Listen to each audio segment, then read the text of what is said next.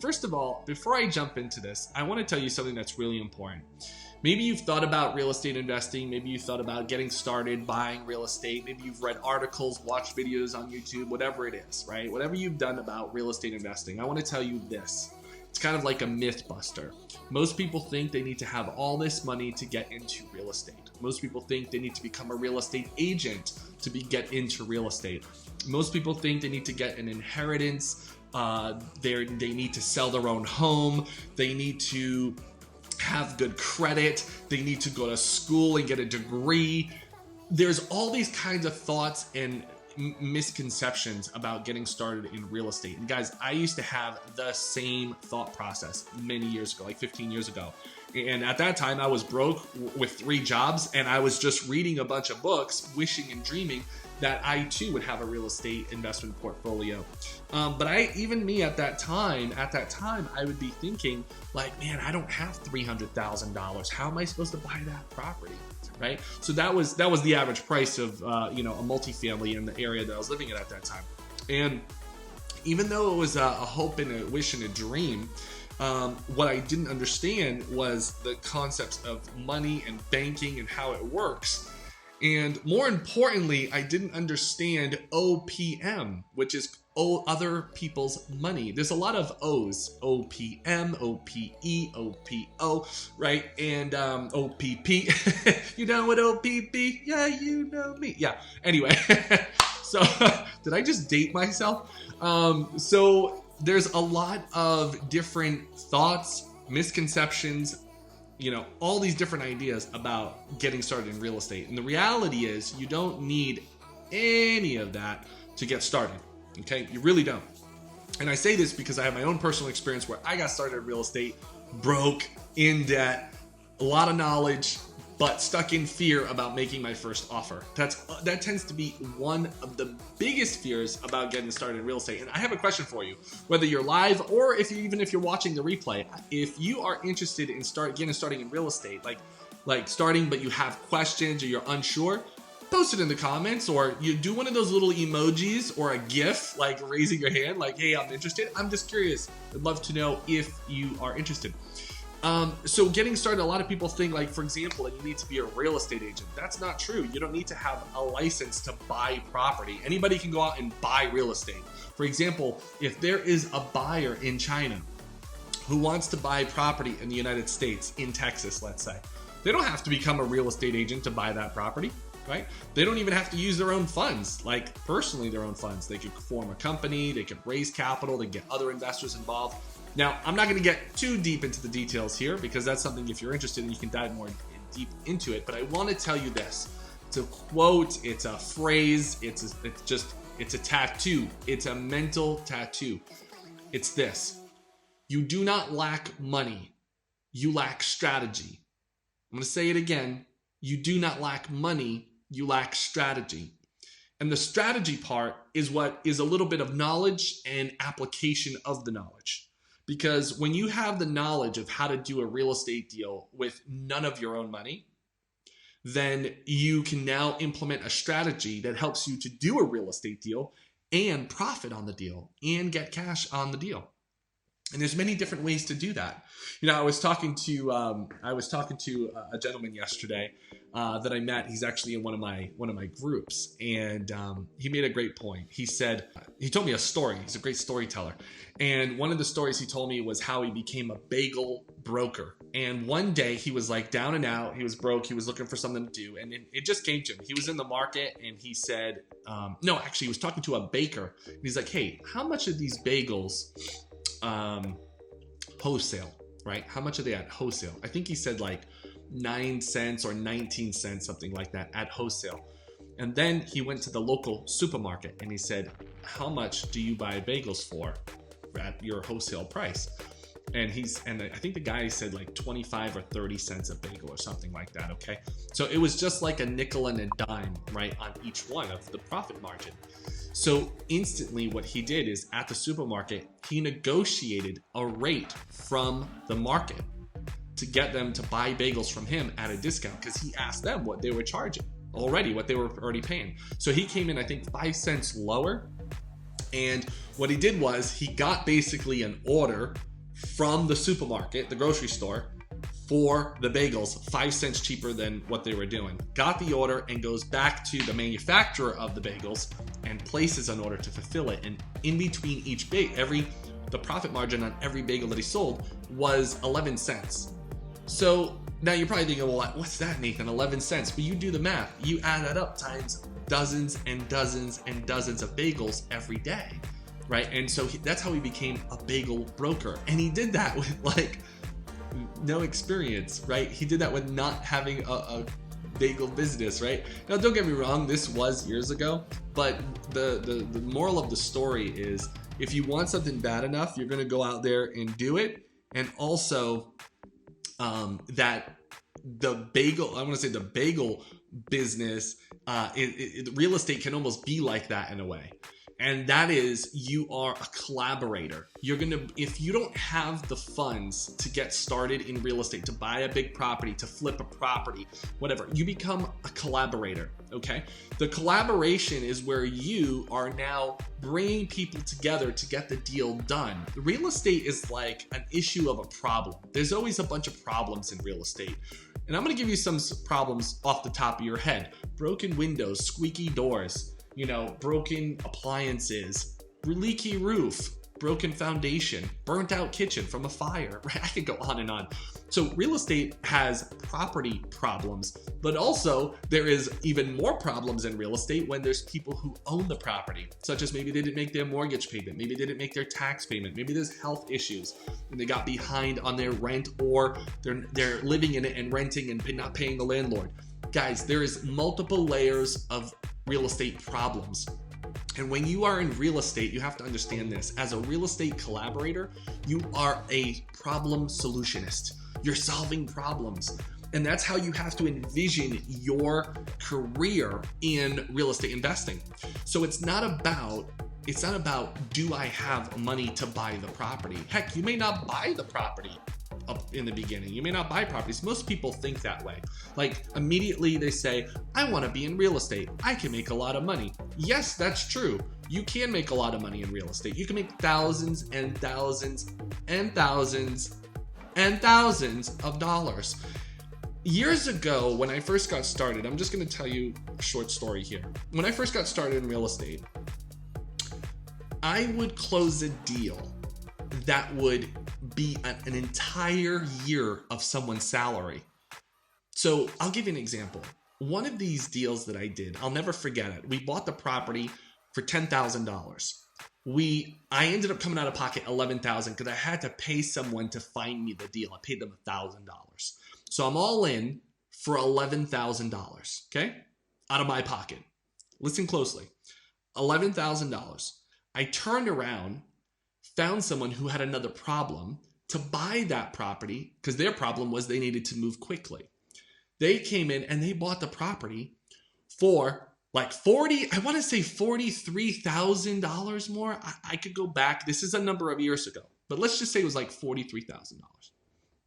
And so after closing costs and after also my, what I call deal hunter, who found the buyer, brought them together. I'm going to do the math right now. I'm going to say that if I remember correctly, I thought it was 42. I think we had it listed for $46,000. And then we dropped the price and all that. So let's say 42,000 is what we closed on, minus the 11,000. I'll tell you right now, exactly. We sold it for 43,000. Okay. We sold it for 43 because I remember this number very clearly. 43,000 minus 11,000 after all closing costs, after everything was done. Okay. On closing, I made $32,000. After I paid for closing costs and my deal hunter, that ended up being $3,500. I walked away with $28,500 on one deal. When that happened, and I told someone about that, I remember this person calling me and they said, oh, what you doing? What you up to? Blah, blah, blah. Oh yeah, how's that real estate for you? I said, oh man, cool. We just had a really score of a deal. We made around $29,000. I think I said around $30,000. And they said, what? He's like, man, that's what I make all year. And when I heard that, And now I'm just recalculating. I'm going back in history because I kind of grew up with this person and spent a number of years with this person. And I said, wow, what I know and what I did was put something together and made a bunch of money that could replace someone's salary for an entire year. What I did in just like, I say less than 2 months. It took us probably like 2 months. I'm going to say 6 weeks to do that entire deal and make $28,000. That's what real estate can do. Now, in that deal particularly, I did put in $11,000 to buy the property. Yes. Can you do that with none of your own money? Absolutely. There's a way to do it. You may not know it right now, but I want to show you a tool that you can start using, or at least get familiar with start using. And just this concept is that you need to start thinking bigger outside of yourself. You can't say, I want to be in real estate, but I only have X number of dollars in my checking account. I only have X number of dollars in my IRA. I only have X number of dollars in my savings. Oh, let me think about my rich uncle, Jerome, right? Is it Jerome? Who's the guy of the federal? Who's guy who's pumping out all the stimulus money? No, you don't need a rich uncle, right? You don't need a family member or a friend. Hey, your family member or friends might invest with you, but don't talk to them right now. Save them for later on in life. Just love them. Don't pick them as business partners.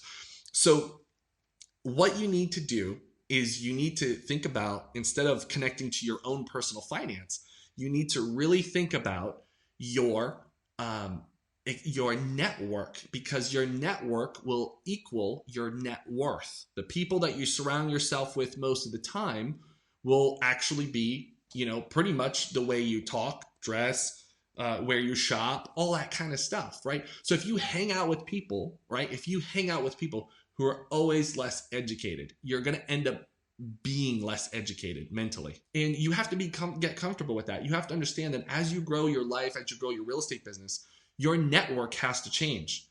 Love your family and your friends, but pick your peers. Pick the people that you're going to grow with. Pick the people that you're going to associate with. Pick your business partners, right? They should be on a higher level than you and be able to network with those people. Okay, so I digress there, but I just wanted to make that point because as you start doing OPM, a lot of people think like, well, I don't know rich people. I don't have any, you don't know my family, Nathan. You don't know where I come from. Yeah, well, that's okay. I don't talk to half of my family, but the reality is I'm not asking my family for money, right? I'm not over there asking aunts, uncles, cousins. I'm not doing that. And I don't even recommend that, because the reality is there's kind of like this misnomer that people think, oh, I'm going to start in real estate. I have an aunt or an uncle who's in Florida, and maybe I'm going to start there because they're over there. No. Don't even do that. Don't invest in a place, or don't get started in real estate because you have someone who's in the business. The reality is, after all the 15 years that I've been doing this business, some people always say that. I say, hey, where are you going to pick your market? Where are you going to get started investing? And you know what they always tell me? Oh, I think I'm going to start over in Texas because I got a brother-in-law over there who's in Texas, or a sister or whatever, a brother, an aunt, an uncle, whoever, a cousin. And you know what? They never end up doing business with whoever sibling relative is in that area. So don't think like that. Okay, leave your family and your friends out. Go on your own trail. Make new friends. Okay, make new people. Build your network, because when you build your network, you can expand your net worth. Okay, and that's really important. Okay, so moving forward, there's a great book out there by Robert Kiyosaki, and it's in the lineup of Rich Dad Education, the lineup of Robert Kiyosaki. You should check it out. It's called OPM, Other People's Money. There's a lot of different books out there that talk about this subject, but I would recommend you pick up that particular book by Robert Kiyosaki, OPM, because it's probably one of the best ones. If you've read Rich Dad, Poor Dad by Robert Kiyosaki, I highly recommend that if you're even considering real estate investing. But OPM is a great book to consider and read if you want to expand more on this topic more in detail. Otherwise, you can probably get over to our Facebook group and dive more closer and spend more time with me that way. And then I also do trainings on this stuff too. So one of the things is, you don't want to connect your real estate investing career to your own personal bank account. After all, real estate investing is a business. And with business, you can raise funds for a business. Let me just give you some perspective here. If you think about some of the biggest companies, think about the ones that started out with nothing, or they started in a garage, like Mattel, Apple, and a whole bunch of other ones I can't even think of right now. Microsoft, right? They all started really small. And the reality is they didn't take a bunch of their own money and pump it into the business. They didn't come from super wealthy families. And it's actually better if you don't come from a super wealthy family, very affluent people, because if you're super affluent or you come from affluent, maybe you don't work as hard. What's really important in business is a good work ethic. That's really important. So what some of these founders of these big companies would do is, what do? They raise funds. If you've never seen the movie, I think it's with Ashton Kutcher about Steve Jobs, there's a moment there where Wozniak and Jobs are there and their investor comes in and invests in the company and takes a piece of the pie, right? That's part of business. What I see happen to a lot of real estate investors is they want to try to eat the whole pie. They invest all their own money and they eat their own pie. Heck, some real estate investors, when they're getting started, they actually fund all the business expenses with their own money and they don't even get paid back. They don't even do a loan to their own business. It's almost like a gift. They just gifted money to their own company. No.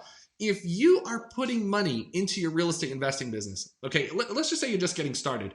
All the money that you spent to start up your company, buy software, buy a website, whatever kind of money you're spending on your real estate investing business and getting it started, that money is a loan to the company.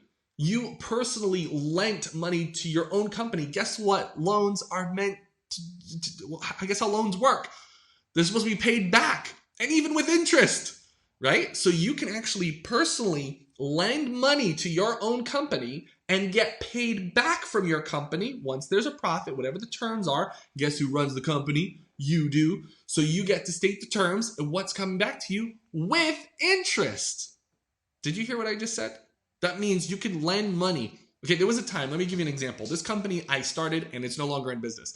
But there was a time in one of my companies, I launched this company 9 years ago.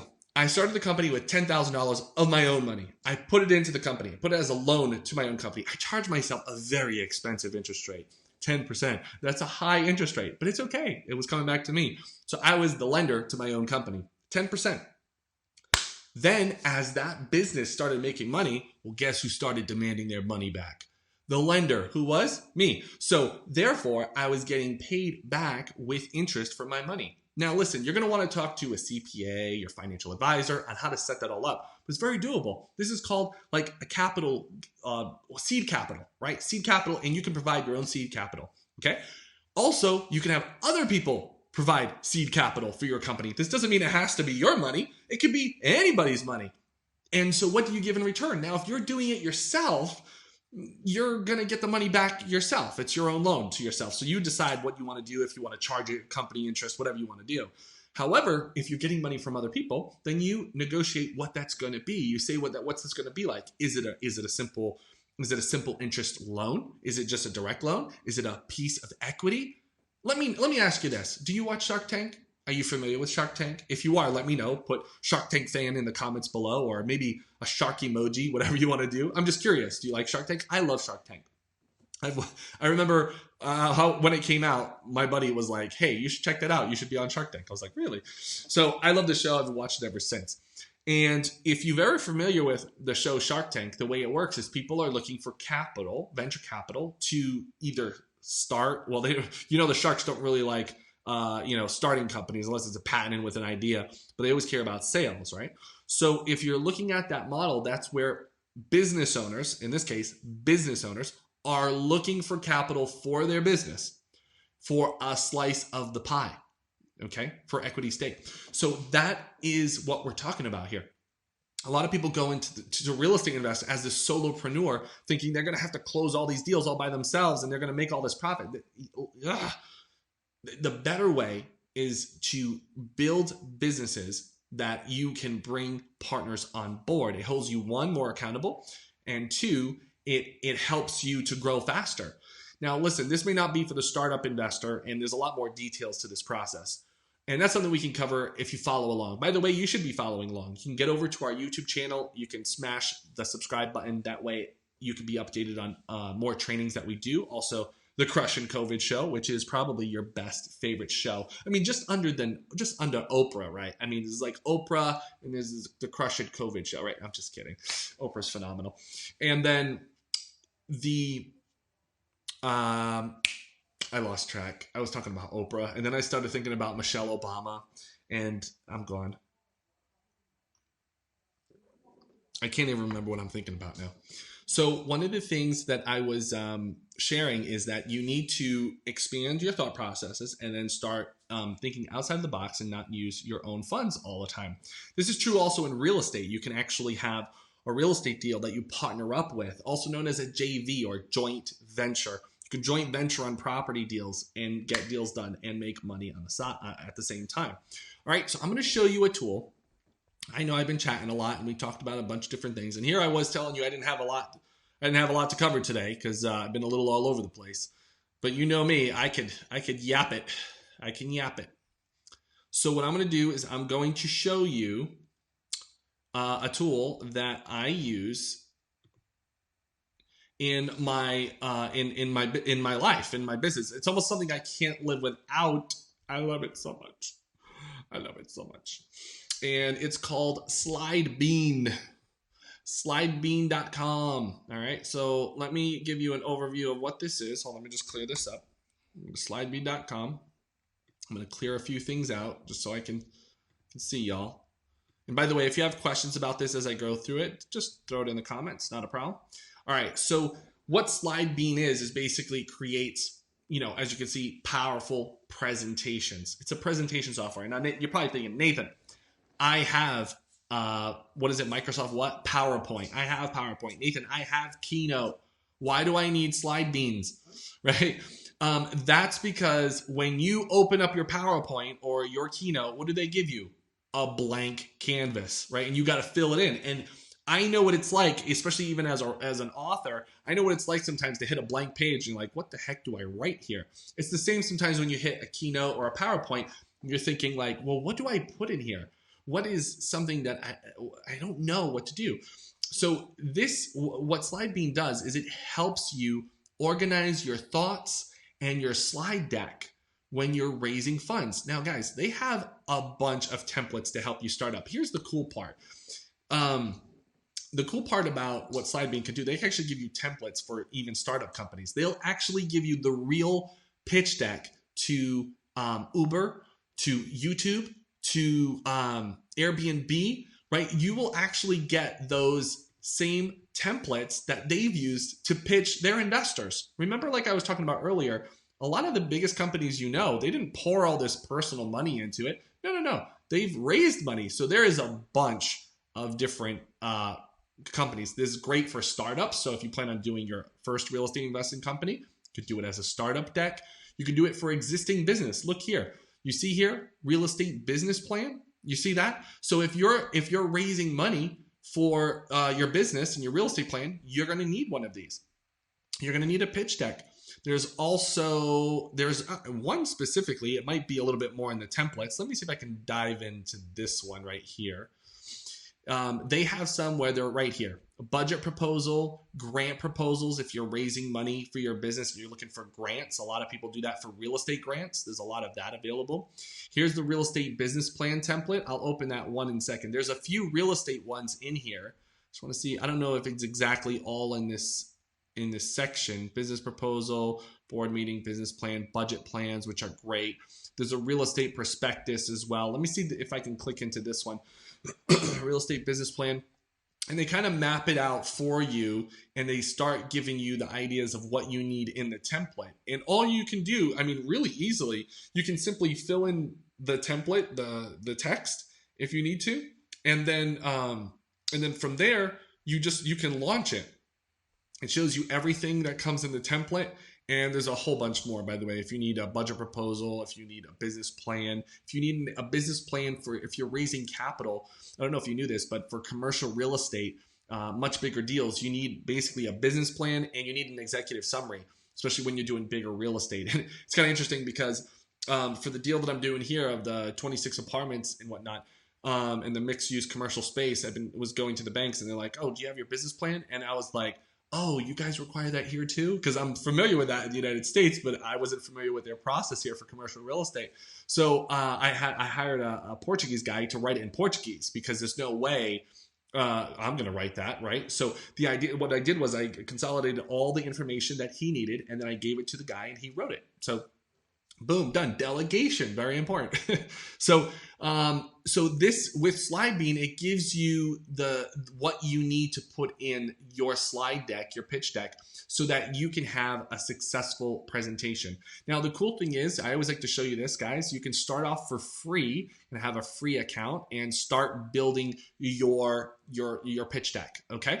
However, if you want some of the premium templates and you're looking to have more templates to choose from, like some of the ones I just showed you, you're probably going to want to get the premium package. This is the plan that I have, and I think it just auto renews annually. And so that's what I have, and it is phenomenal because you could actually do so much more, not only just templates, but you can get the templates, you can insights, you can see how many people have viewed it. So guys, when I raise money for bigger real estate deals, I use the link to the presentation, okay, to the PowerPoint pitch deck. I use that link and I can track how many people have opened it, when they've seen it, and all that kind of stuff. It's really important. I can do custom branding as well, and also team collaboration, okay, which is really important for me because when I build a pitch deck, I have my assistant help me out with graphics and image and all that kind of stuff. All right, so that makes sense, guys? So it's called SlideBean. And if you are serious about being in real estate and using OPM in your real estate business, I would highly recommend using this, even the free version to get started. Listen, it's way better than using PowerPoint. Years ago, I used to use PowerPoint. Not PowerPoint, I used to use Keynote. Sorry, I don't use PowerPoint. And I used to use those tools. And man, it would just like keep thumping at my head. But thank God SlideBean came around and helped me out with that. So it's a really great tool. I use it on a regular basis and I highly recommend it. I'm actually going to be doing a full training here coming up in the next few weeks, pretty much going into the month of June, about how to raise private money for your real estate deals. And I call it Fund Your Future. It's a Fund Your Future training program where I help real estate investors fund their deals. I just got a new client yesterday that came on board into one of my coaching program to help them fund real estate. And what I love doing about that is I love helping people raise money because they literally didn't think it was possible. And I actually do it with them. I enjoy doing it with them because I get to raise the funds. Guys, I've raised millions and millions of dollars in real estate over the past 10 years. And it's fun to do it for your own deals, but it's so much more rewarding in life when one of my clients does it. They're like super shocked. I just remember, I think it was just a few months ago before COVID, one of my clients raised money. Well, I did the call first, and then I think it was like a day or two later, I get a text message, I just raised more money. And I was like, awesome, right? And that is a continual thing that happens on a regular basis. Just 2 weeks, about 3 weeks ago, I'm forgetting the dates now. What are we, April or May? Oh, we're in May. So yeah, so it was February, it was March, the end of March, beginning of April. Another one of my clients that I've helped raise money. First, I did the whole presentation. I did 100% of it, and I did the money raise. And then on the next one, he did the next one, and he raised $3 million. Well, a verbal $3 million. It was a verbal. He ended up using $600,000 of the $3 million. The friend had $3 million available, committed $1 million to my client, and ended up using $600,000 so far of that $1 million. So out of the conversation, we were able to find out that he got $3 million available out of the lender, out of the investor, okay, out of the partner, investor, lender, right? And then $1 million became available to my client. And then so far, my client has used $600,000 of that money. So isn't that great? Those are the really cool things. So, and by the way, my client is, stepping into some bigger pieces of real estate, but also hasn't really had this experience of raising money before, but he watched how I did it. I did it for him. I showed him how to do it. And then that's it. I taught him how to fish. Okay. I didn't just give him the fish. I didn't say, hey, here's a lender, right? No, I taught him how to fish. And then he went out and does it himself now. Now he feels like a pro, right? Now he calls me every once in a while and, we go over some things, but now he feels like more like a pro. All right.